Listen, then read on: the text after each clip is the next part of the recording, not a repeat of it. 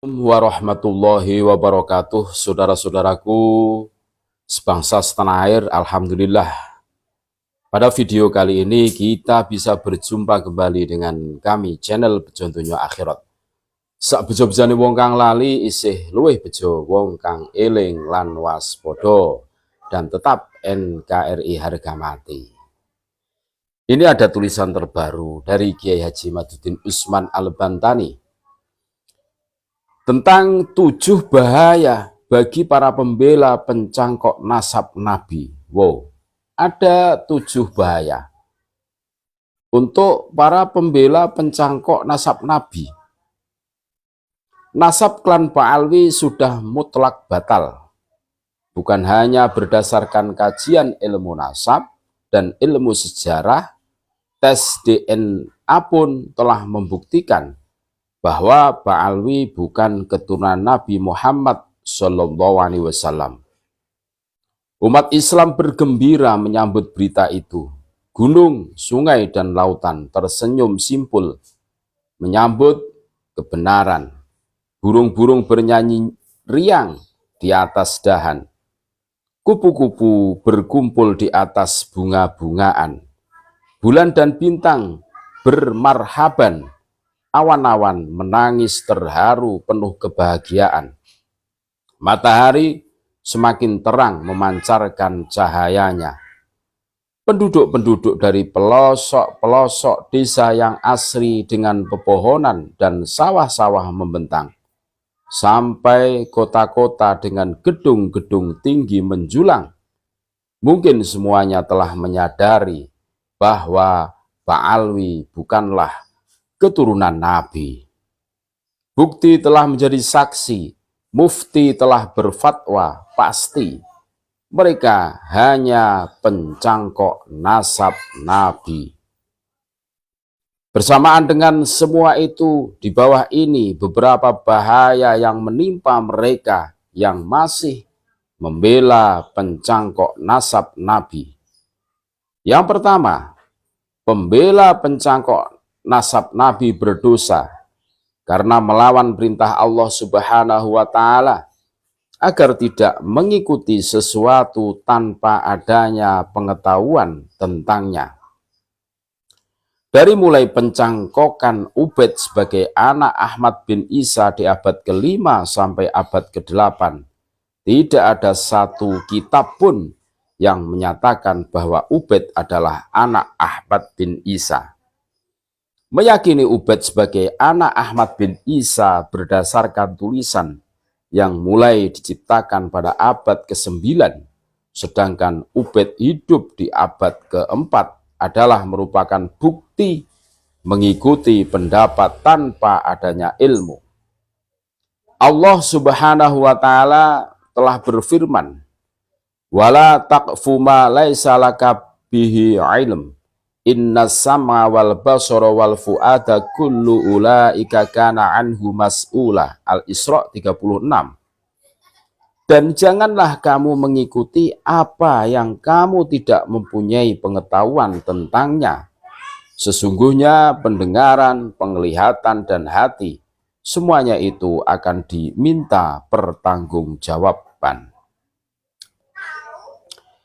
Yang kedua, pembela pencangkok nasab Nabi termasuk orang yang merendahkan Nabi Muhammad SAW.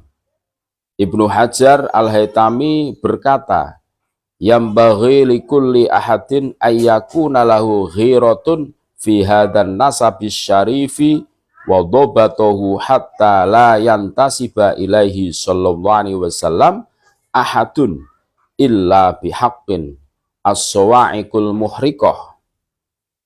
Seyogjanya bagi setiap orang mempunyai kecemburuan terhadap nasab mulia Nabi Muhammad SAW dan mendobitnya atau memeriksanya, sehingga seseorang tidak menisbahkan diri kepada nasab Nabi Muhammad SAW kecuali dengan sebenarnya. Yang ketiga, keturunan Nabi Muhammad SAW akan senantiasa ada sampai hari kiamat. Imam Mahdi akan berasal dari keturunannya. Menurut Syiah, ia berasal dari keturunan Husain melalui Musa al-Kadzim, dan ia lahir lalu menghilang dan akan kembali di akhir zaman. Menurut Sunni, ia belum lahir, ia kan lahir dari keturunan Nabi Muhammad SAW. Entah dari keturunan yang mana, yang jelas ia berasal dari keturunan asli, bukan hanya mengaku sebagai keturunan Nabi Muhammad SAW tanpa bukti.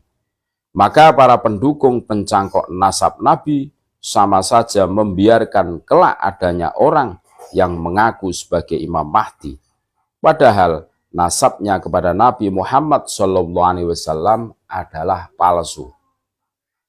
Yang keempat, jika yang membela dan mempercayai para pencangkok nasab adalah seorang pengasuh pesantren, maka para santrinya kelak akan menjadi target para pencangkok untuk diperas, karena para pencangkok mengetahui bahwa kiainya adalah salah satu muhibbin yang mempercayai mereka sebagai keturunan Nabi. Yang kelima, para santri dari kiai yang membela dan mempercayai pencangkok nasab akan menjadi santri yang tidak punya kemandirian dalam berpikir. Kecerdasannya akan dibatasi oleh bayang-bayang ancaman gurunya bahwa santri yang tidak mempercayai para pencangkok nasab, maka ilmunya tidak akan barokah dan sanadnya terputus.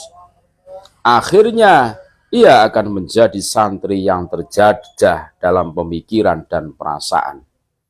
Ia tidak akan pernah mendapatkan hakikat kebenaran berdasarkan ilmu pengetahuan yang ia miliki.